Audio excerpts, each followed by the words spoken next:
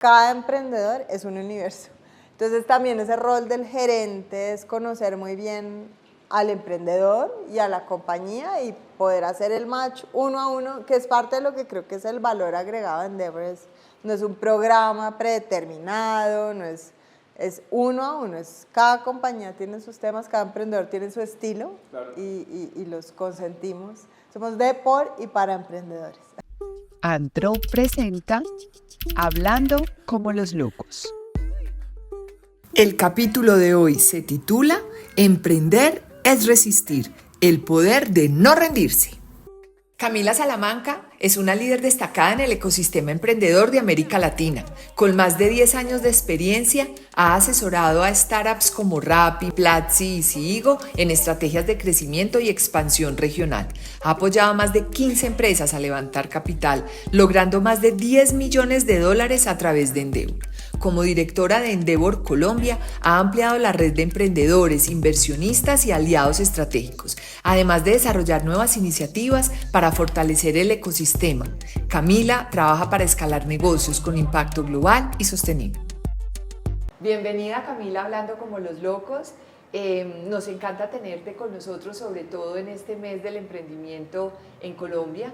Nos conocimos en Women in Connection y desde la organización fue la idea de tenerte hoy como invitada para que nos compartas toda tu visión sobre este fascinante mundo del emprendimiento y de las startups. Ana y Otto, mil gracias. Estoy feliz de estar acá compartiendo con ustedes y ojalá compartiendo cosas emocionantes para quienes oigan este podcast. Así que mil gracias. Camila, primero lo primero, ¿qué es Endeavor? Se oye la palabra en muchos lugares, pero queremos saber de tu boca qué significa y qué es. Es una organización que busca apoyar emprendedores en una etapa que no son startups, pero nosotros las llamamos scale-ups, es decir, una etapa de escalamiento, en la que ellos estén en un punto de inflexión para crecer sus compañías y ahí entramos nosotros a ayudar.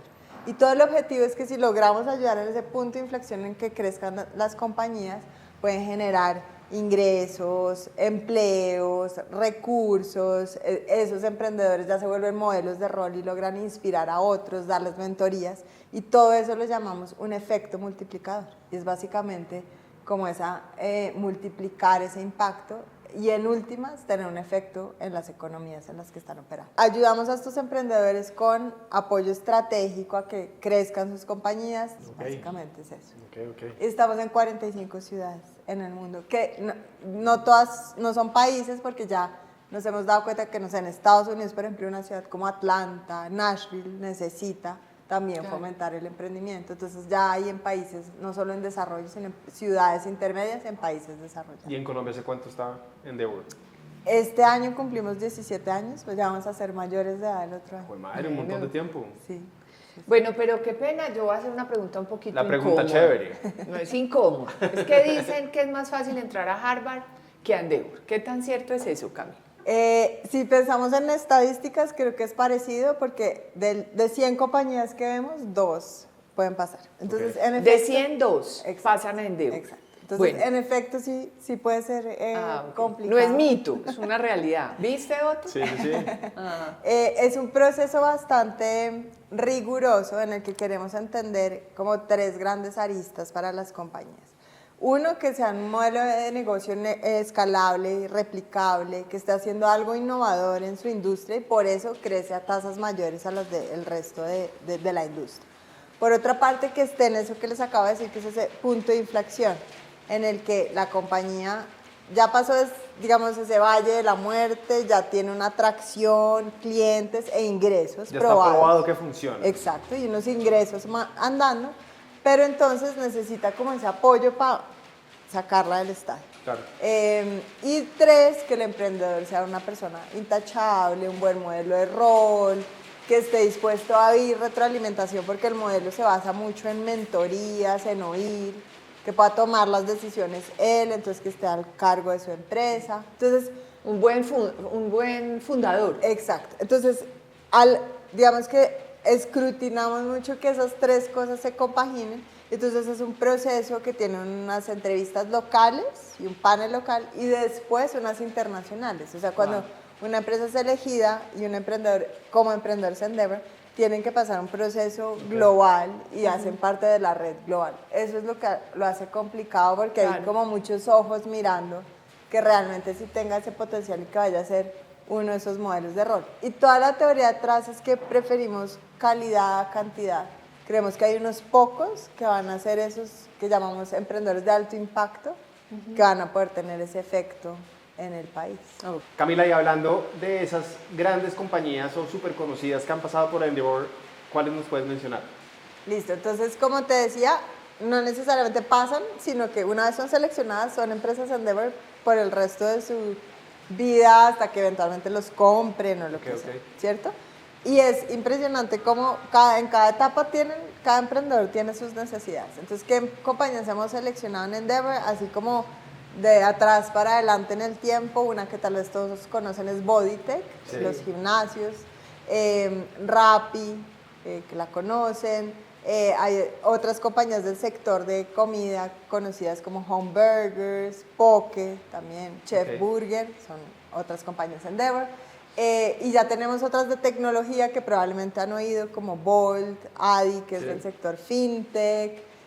Bueno, son 62 compañías que hemos seleccionado en este tiempo y que siguen, muchas de ellas pues siguen siendo compañías Endeavor. Camila, o sea, en 17 años llevan 60 compañías seleccionadas a las cuales acompañan. Exacto. Es un acompañamiento de fondeo, de largo alcance. Exacto, de largo alcance, hasta que, como les decía, si la empresa se vende o el emprendedor decide salir de la compañía y no está al mando, pues ya las circunstancias cambian, ¿no? Y ahí viene la siguiente pregunta y es, la naturaleza de todas las compañías debe ser muy diferente, unas que están en crecimiento, otras en consolidación. ¿Cómo hacen para trabajar todo eso y construir un ecosistema que realmente fortalezca muy bien a las compañías? Esa es una gran pregunta que nos hemos estado sobre todo haciendo en los últimos años y la decisión que tomamos, como tú le dices, digamos que, claro, una que entró hace varios años está en un estadio diferente a una que acaba de entrar, una de tecnología es diferente a un restaurante. Completamente. Entonces lo que decidimos fue segmentar a las compañías, como les mencionábamos, el esquema es de un gerente de cuenta.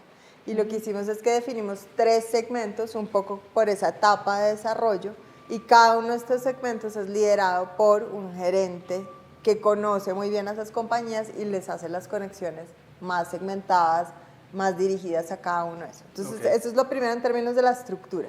Dicho eso, como tú lo acabas de decir, cada emprendedor es un universo. Entonces, también ese rol del gerente es conocer muy bien al emprendedor y a la compañía y poder hacer el match uno a uno, que es parte de lo que creo que es el valor agregado en Endeavor. No es un programa predeterminado, no es uno a uno, cada compañía tiene sus temas, cada emprendedor tiene su estilo, claro, y los consentimos. Somos de, por y para emprendedores. Qué chévere. Pero aquí yo quiero entrar en términos de significado. Cuando hablamos de crear un negocio, yo me enfrento a gente que dice estoy emprendiendo, otra gente que dice estoy haciendo una startup, otra gente que dice yo soy una pyme, otra gente que dice yo soy una empresa familiar, en fin, ¿qué hace única una startup? O ese significado de startup puede aplicar para pymes, puede aplicar para emprendimientos. Cuéntanos un poco esos significados.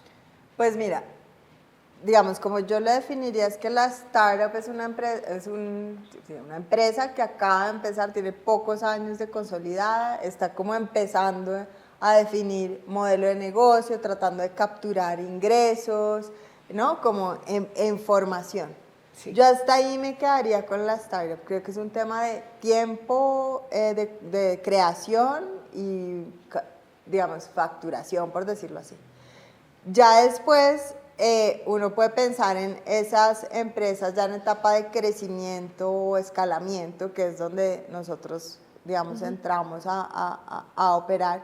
Y de ahí pueden pasar unos 2, 3 años entre la startup y la que escala, ¿cierto? Y la que escala ya es emprendimiento.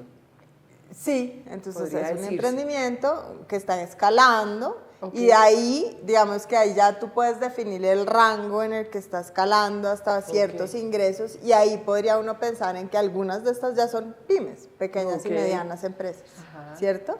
Y ya después pues ya es la empresa más como hoy consolidado. soy un Rappi o como hoy soy un Homburger, Exacto. que empezó siendo una startup, evoluciona a emprendimiento, a pyme y continúa ya para empresa. Y Ahora eso sí. si lo pones también en términos de inversión, también tiene como una cadena cuando son empresas que están buscando inversión. Hay empresas que, digamos, orgánicamente se van financiando, pero también creo que esto es interesante contarlo y es en esa etapa de startup y de idea, pues está eso que llaman el capital semilla, Sí. friends and family, amigos y familia, ¿no? Como ángeles inversionistas. Después ya cuando es una empresa que está escalando o un emprendimiento, un scale-up, entonces ya puede ser un fondo de capital de riesgo el que invierte ahí o un corporate venture capital, que son los fondos de las compañías. Y ya después pues uno entra como más al mundo de fondos de capital privado, ¿no? Okay. También digamos que el acompañamiento financiero también va evolucionando con esos tamaños de empresa. Perfecto. Yo tenía otra pregunta, digamos que no se sale de lo que estamos hablando, pero sí está un poco relacionado con lo que hacemos desde Antro, y es el tema de construir marcas, hacer las estrategias y llevarlas a la vida. Siempre me surgió la pregunta y es, entiendo que Endeavor se debe enfocar muchísimo en temas de operación, de entender la parte financiera, de la estructuración del negocio y de ayudar en todo eso que es el core, pero ¿cómo Endeavor está al tanto o manejando el tema del equity de marca, entendiéndose como la reputación? ¿Cómo la marca cobra un sentido importante dentro de todo el negocio y cómo lo ven ustedes? Pues mira, yo creo que eso se ata con cuando les contaba el triangulito y el emprendedor, en que queremos ver que sea una ética intachable, un modelo de rol. Creo que de ahí empieza la marca, ¿cierto? Sí, sí, sí. Y en una startup o en un scale-up, el emprendedor es un activo súper importante, Claro. casi que el que representa el equity de la marca, de la Total. empresa. Somos muy cuidadosos en ese proceso de selección, es casi que una debida diligencia de entender alrededor con toda nuestra red, que el emprendedor, pues digamos, sea una persona, un modelo de rol. Y Claro. creo que ahí parte del tema del equity de la marca. Y de ahí, pues también, como les decía, apoyamos el crecimiento de la compañía en las diferentes áreas, digamos, de negocio, pero también acompañamos al emprendedor y nos aseguramos, o sea, si él está teniendo problemas, casi que, no sé, que tenga un tema de reputación, de conflictos, conectarlo con, no sé, abogados, mentores de marca, o sea, sí, digamos que también tema de apoyo, tenemos claro. ese apoyo para esos casos específicos y pues manejos de potenciales crisis o de lo que pueda pasar. Ana, te toca a ti, por favor, con el tema que más te gusta. ¿Cómo me pelea? ¿Cómo me pelea? Hace unos días, Camila, leí una columna tuya que me llegó a través de las redes de difusión de Woman in Connection, en la que mencionabas unos casos de éxito muy importantes de mujeres liderando startups y unicornios. Entonces, quiero detenerme primero en esos casos de éxito que nos cuentes y ato con otra pregunta para que no te vas para no se vaya por allá la conversa. Bueno, pues yo quise resaltar sobre todo el caso de éxito más cercano que tenemos en la red Endeavor y en Colombia, que es una compañía que se llama AVI, que es del sector de PropTech o sector inmobiliario apoyado, apalancado en tecnología. Esta compañía justamente su CEO es una mujer, es Bryn McNulty. Entonces me parecía interesante como traer a la mesa como casos donde mujeres son las que están liderando esas compañías. Entonces esta es la primera y dije voy a investigar en otros países en Endeavor donde hay. Y entonces una grata sorpresa, México tiene 2 compañías cuyas cofundadoras son mujeres. En Italia hay otro caso. Pero cuando hablamos de cofundadoras, ¿en qué proceso están ya esas startups? Esas ya son compañías Endeavor, ya pasaron el son... proceso de selección, hace parte de Endeavor y pues han crecido sus compañías al punto que pues sus valoraciones han dado para que sean unicornios. Wow, estamos hablando de empresas unicornios cofundadas por mujeres. Una en Colombia, encontraste 2 en México. Una en Italia, en Turquía, bueno, en diferentes países. Empresas Endeavor que son ya unicornios, que pues nos muestra que pues hacemos algo bien las mujeres con las empresas. Pero yo te quiero preguntar una cosa, a partir de tu experiencia, ¿crees que existe una barrera real para que las mujeres lideren startups de alto impacto? ¿O es otro mito? Mira, yo me lo he preguntado mucho en estos 11 años porque hemos hecho programas desde Endeavor para fomentar el apoyo a mujeres emprendedoras de alto impacto y no es tan evidente. De hecho, en el portafolio de las 60 y pico empresas de Endeavor hay 102 emprendedores, por lo que más de uno lidera una compañía. Hombres. 112 en total. De esos, solamente como 12 o 13 son mujeres. El Digo, 10%. Sí, más o menos el 10% son mujeres. Entonces, ¿cómo que decimos? ¿Qué pasa? Y estamos todo el tiempo buscando empresas lideradas por mujeres que ojalá pasen el proceso de selección. El año pasado ninguna de las empresas que seleccionamos tenía mujeres cofundadoras. Esta seleccionamos 7 compañías, una mujer. Okay.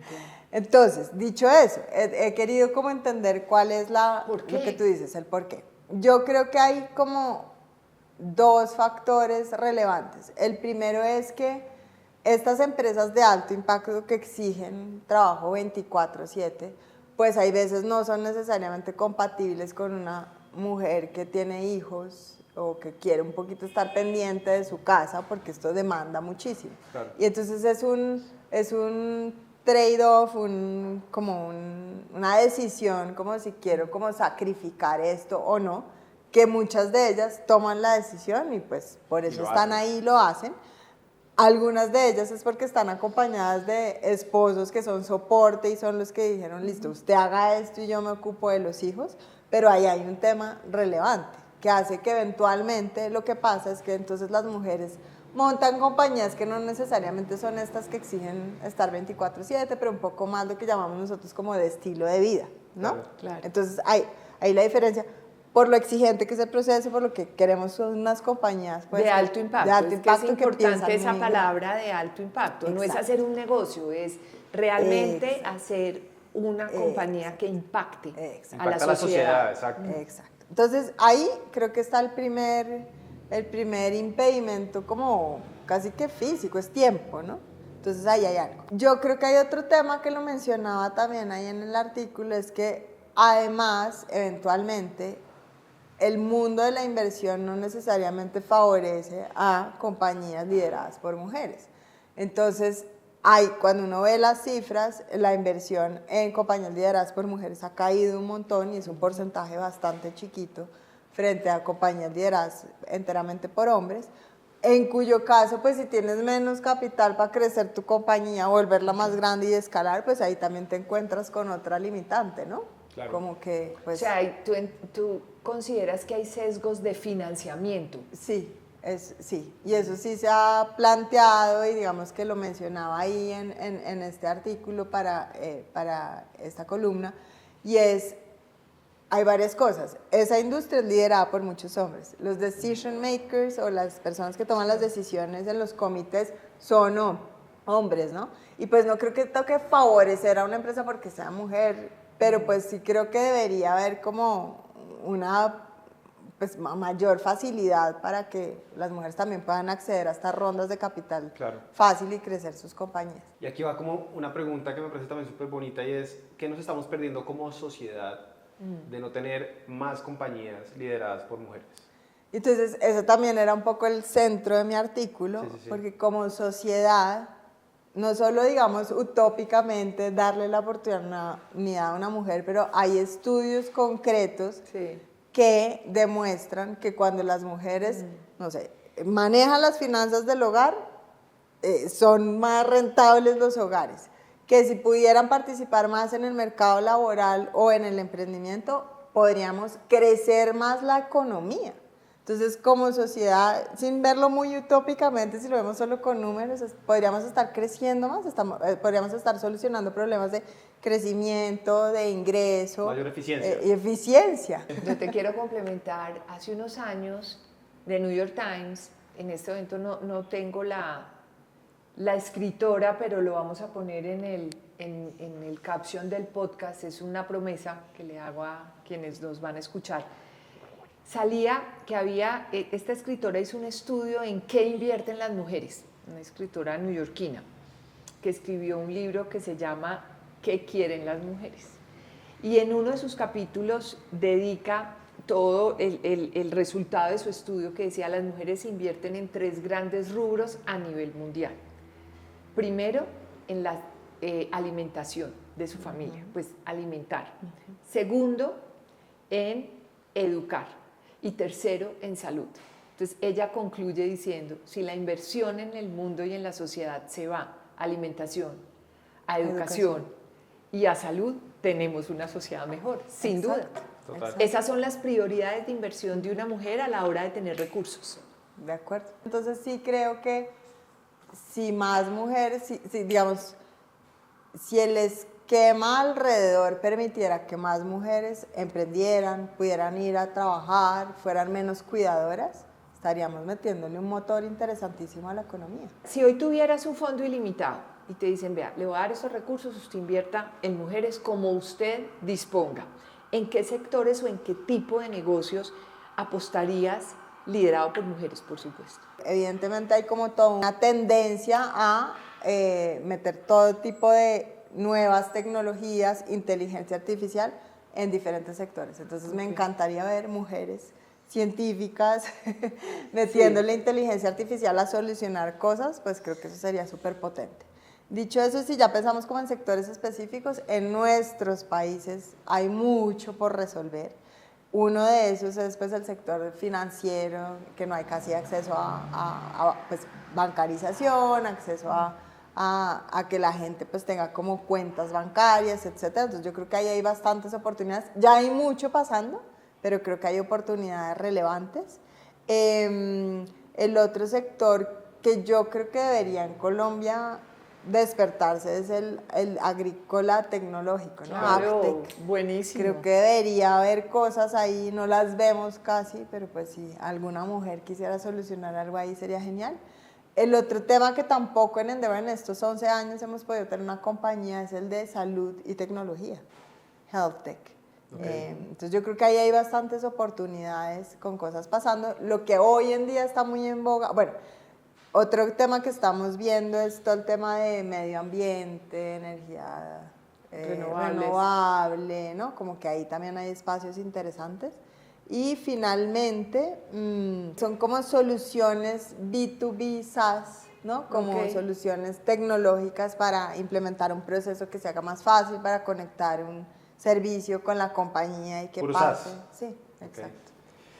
Y si también pudiera soñar un poco y poder poner esto a futuro, ¿cómo podríamos ayudar a soñar mucho más a las mujeres para que tomen este camino al emprendimiento, desde que son tal vez más jóvenes o incluso las que ya están un poco más arriba, pero cómo podríamos hacer una sociedad en donde la mujer tenga más sueños de emprendimiento y podamos crecer más en ese sentido? Que no juguemos tanto a las muñequitas. No lo digo yo así directamente, pero, pero que no se vuelva como ese rol de cuando uno piensa vamos a jugar a la empresa, uno se imagina desde niño el hombre, que no pase eso, que sea o mujer o hombre independientemente del género. Sí. ¿Sabes qué? Acá me voy a como robar una cuña que Karen Carvajalino, que también hace parte de Women in Connection, hicimos un desayuno sobre este tema de emprendimiento, acercando a las mujeres emprendedoras con corporativos. Y ella decía una cosa que me parece interesante y es que cuando muchas de estas niñas, sus modelos de rol hoy son influencers que hablan de moda, o bueno, no sé, de cualquier cosa banal, pero no necesariamente sus modelos de rol. Somos estas mujeres que quisimos hacer una carrera, desarrollar la carrera, que queremos ser líderes, que queremos emprender, que queremos ser exitosas profesional y laboralmente. Y entonces creo que ahí nosotras, las mujeres que tenemos eso un poco en nuestro interés y en nuestros genes, deberíamos jugar un papel en cómo logramos ser modelos de rol de otras niñas. Más visibles. Niñas, ¿no? Más visibles. No tengo la receta específica, pero yo creo que si hacemos de conciencia muchas de nosotras en que esto es otro camino que puede funcionar y que uno lo puede hacer funcionar y ser igual felices y realizarse y pudiéramos comunicarlo más, ahí habría un papel interesante y que no sean, digamos, estas mujeres que no necesariamente buscan desarrollarse profesionalmente. Y ahí, digamos, también creo que hay otro tema y es como también que los esquemas familiares pues sean menos de la muñequita para la niña, y que después también, no sé, como que si ellas lo tienen claro en que eso es lo que quisieran en la vida, que también encuentren la persona adecuada que comparta eso, ¿no? Como claro, hacer como más conciencia de que si te rodeas pensando en eso, lo vas a lograr. Creo que el tema de visibilidad, y lo hemos conversado varias veces, a muchas mujeres no es que les cueste, sino que no les gusta o no lo quieren hacer. Y creo que esa visibilidad, más que por vanidad, es por inspirar, que me parece que es súper poderoso y creo que es súper necesario. No, y hay una trampa que quisiera compartir contigo esta reflexión, y es que cuando vamos a buscar esas mujeres que cuenten lo que han hecho, cómo lo han hecho, cuáles fueron sus barreras y que se reconozcan, hay por ahí vocecitas, no seas tan egocéntrica, eso es puro ego. Y yo creo que nos falta un poquito de ego también, y el ego es bueno porque sí considero que lo que tú dices de inspirar a estas niñas, que está bien las que están hablando de moda, está bien las que están hablando de estilos de vida, de yoga y demás, bueno, de bienestar mental, todo eso está bastante bien, pero que ellas también puedan encontrar referentes y que quieran jugar a ser grandes emprendedoras y soñar con que van a desarrollar un producto y que van a ir al colegio y van a poder vender el producto o van a poder jugar con su sueño de ser inspirado por otras mujeres que les están contando la historia. Creo que eso nos está haciendo mucha falta en la sociedad, y yo invito a las mujeres que nos están viendo a que no se dejen engañar, no seas tan egocéntrica. Sí, podemos ser un poquito más egocéntricas las mujeres, todavía tenemos mucho espacio para sacar a relucir un poco el ego en función de una buena obra. Y sabes que eso me hace pensar en otra cosa, y es que también las familias, los papás, los hermanos, las empoderen. Claro. Les digan que pueden y que, ¿no? Y que lo hagan. Y que lo hagan y que sean egocéntricas y que busquen esas metas. Camila, aquí somos una agencia de publicidad y nuestro oficio, que coincide con nuestra pasión, es contarle a diferentes audiencias sobre diferentes productos o servicios.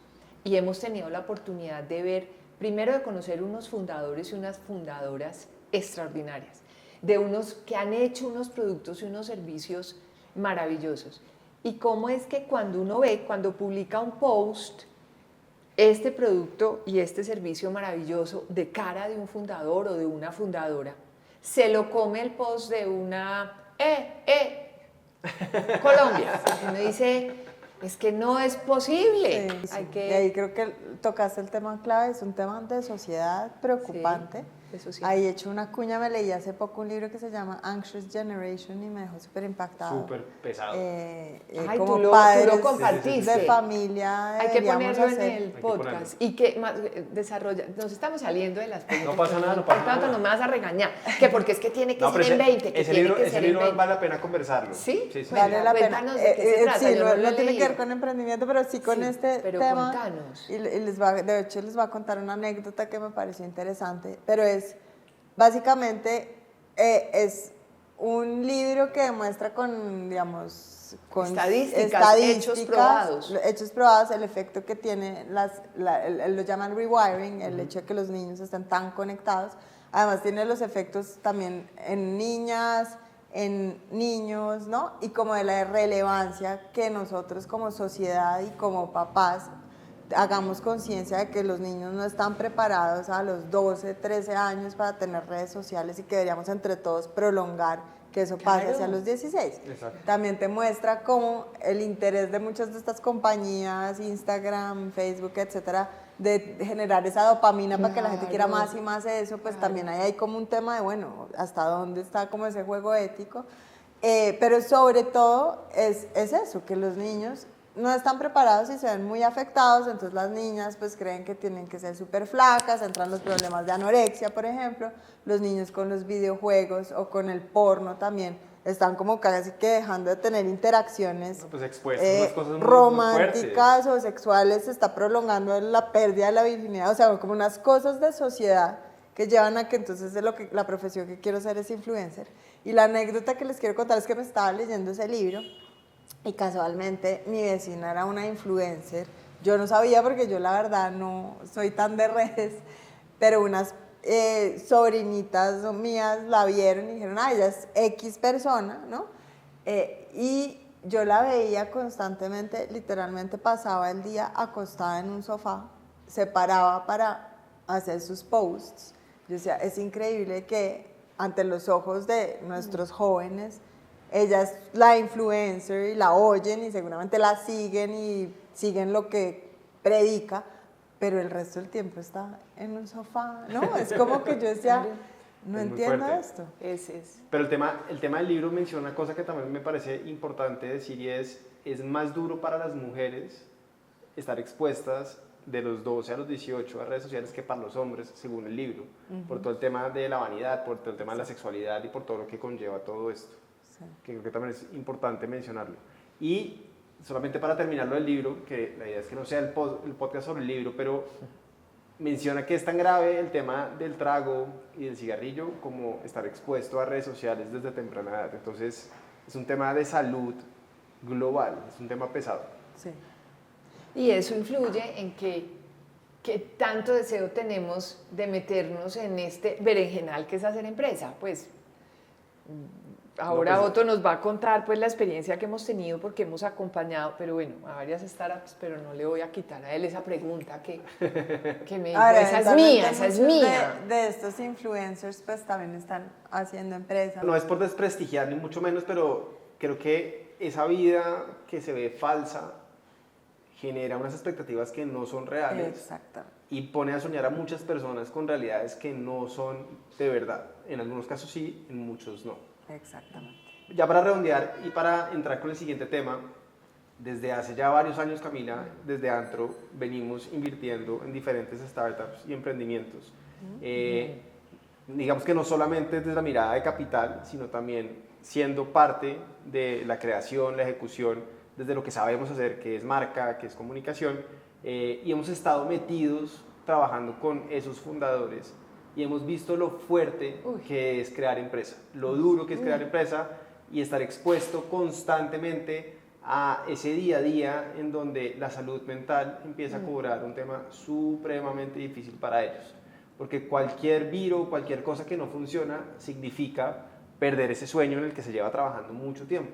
Entonces, parte de lo que queremos conversar hoy contigo es cómo es la salud mental en el emprendimiento, qué pasa ahí, qué has visto, qué has sentido, qué te han contado alrededor de este tema. Pero yo quiero complementar algo. Hemos tenido la oportunidad, que para mí es un regalo, de poder tener en la mesa a los fundadores, y los fundadores tienen un perfil casi que de guerreros y de soldados. O sea, aguantan y aguantan. 24/7. Yo salía a veces de las reuniones y decía, Otto, yo me voy a reventar, son demasiados problemas a resolver en cuestión de una hora. O sea, este fundador llegó con un problema logístico, llegó con un problema financiero, llegó con un problema de personal, de rotación de personal, y a todo le dan frente con un vigor y con una rigurosidad que de hecho un mentor que tenemos nos decía, vea, lo de menos es la idea, invierta en el fundador. Entonces, quiero como juntar las dos preguntas, esa importancia que ese fundador o esos líderes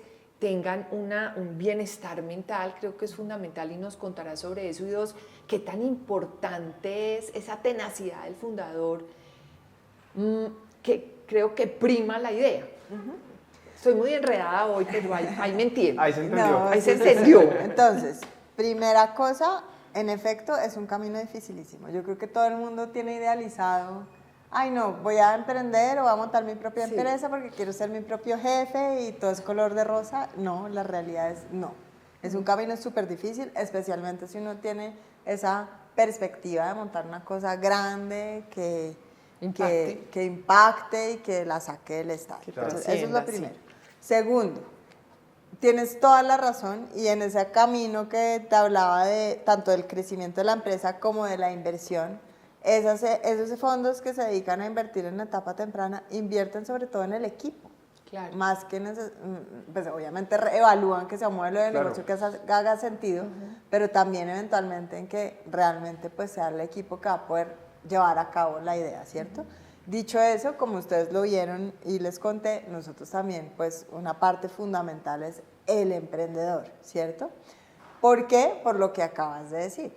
es un camino difícil y necesitamos personas que estén dispuestas a guerreárselo, a trabajar 24/7, a sortear los problemas, a sortear que 80 cosas puedan salir mal un día, ¿no? Esa montaña rusa de emociones que un día todo está fluyendo, el otro me salió un problema.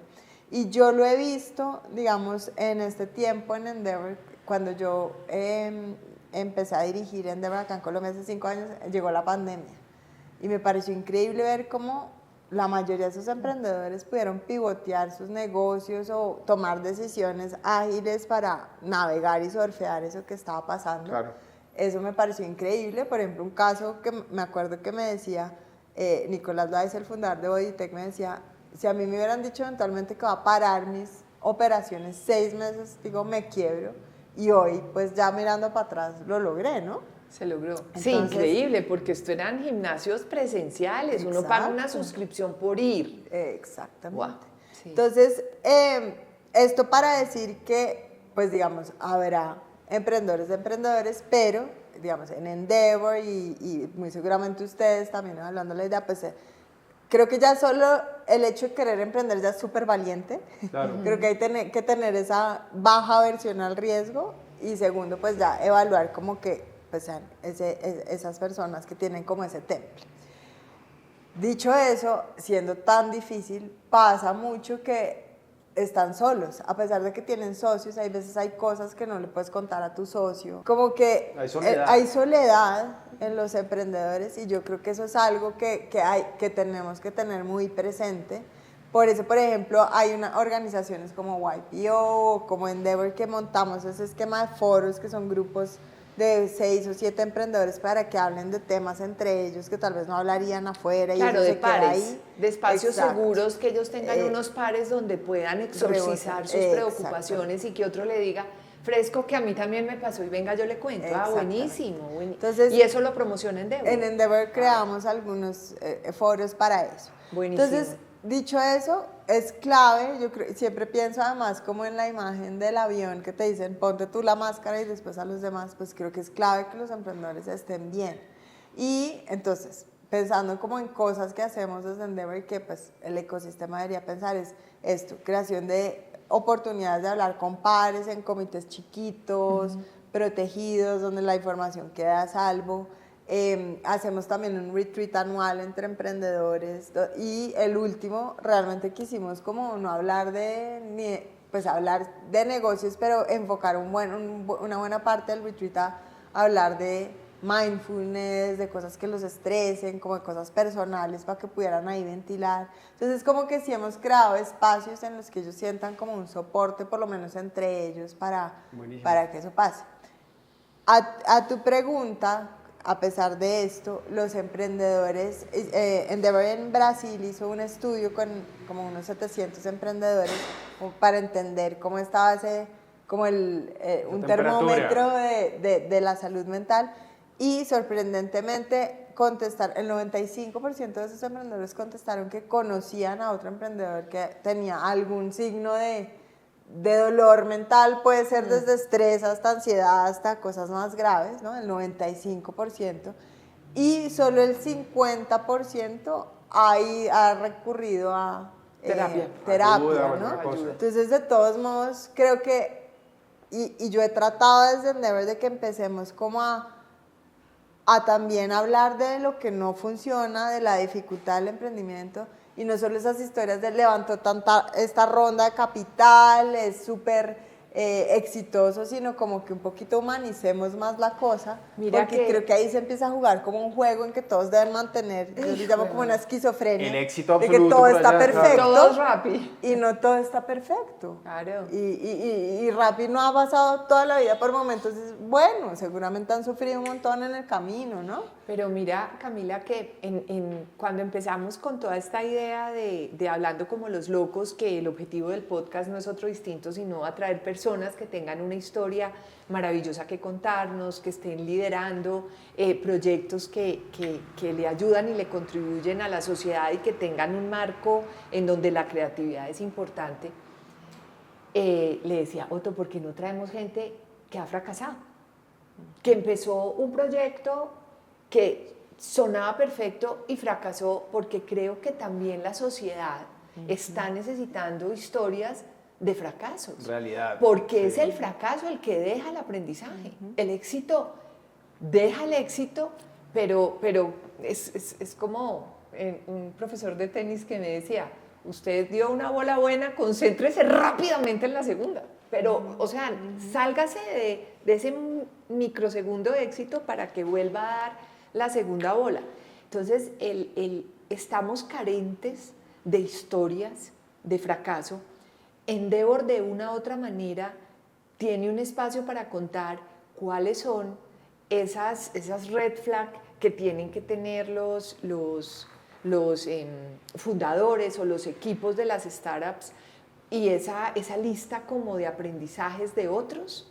Es decir, otros emprendedores se sientan y le dicen, vea, pilas que yo hice esto, llamé muchos inversionistas porque, por ejemplo, porque tenía mucho miedo de no tener el capital y eso se me enredó la pita porque maneje usted 20 inversionistas opinando. Cosas de este estilo. Creamos muchos espacios de ese estilo, son mentorías que llamamos peer-to-peer, en las que puedan como contar qué no hacer, qué hacer, ¿no? Guiarse entre ellos. O sea, ustedes tienen esos canales de mentores. Sí. Para los que... Okay. Los tenemos. Lo que iba a decir también es que lo importante, digamos, o el reto, creo yo lo llamo como esa esquizofrenia, es como que se abran y quieran contar. Yo creo que toca como estar muy cerca de ellos personalmente también y preguntar cómo está. No siempre la respuesta es no, estoy bien, pero como que estar muy alerta de eso, porque creo que hay mucho de mantener como esa imagen de que las cosas están bien. Claro. Y a eso quería complementar que yo creo que en eso no ha contribuido, digamos, esa industria de inversión. Sobre todo el año 2021 fue un año súper loco de inversiones en PowerPoints a unas valoraciones gigantes, y eso se frenó mucho. Pero claro, los emprendedores deben mantener de todos modos como una imagen de que las cosas van bien para que esas valoraciones no se les afecten. Claro, ¿no? Y lo que tú hablas de la reputación se mantenga tal.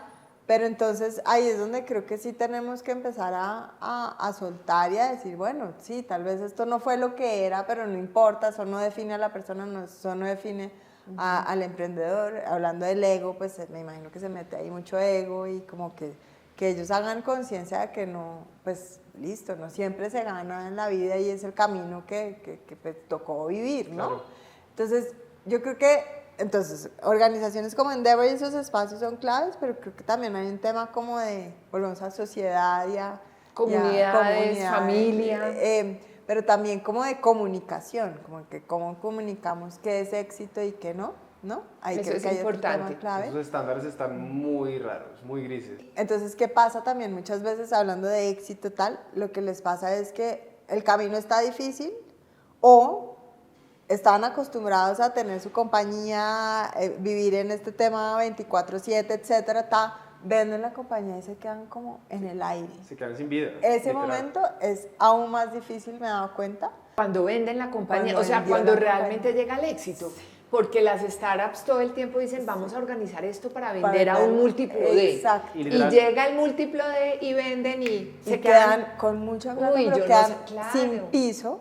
Claro. O sea, es como una cosa impresionante. Como que también veo que hay un tema como, tal vez las mujeres hablamos más, nos expresamos más, nos apoyamos entre nosotras, pero los hombres tal vez... La red de apoyo de los hombres es muy limitada, y yo sí creo que también los medios de comunicación, la academia, la familia, le debe permitir a los hombres generar esas redes de apoyo.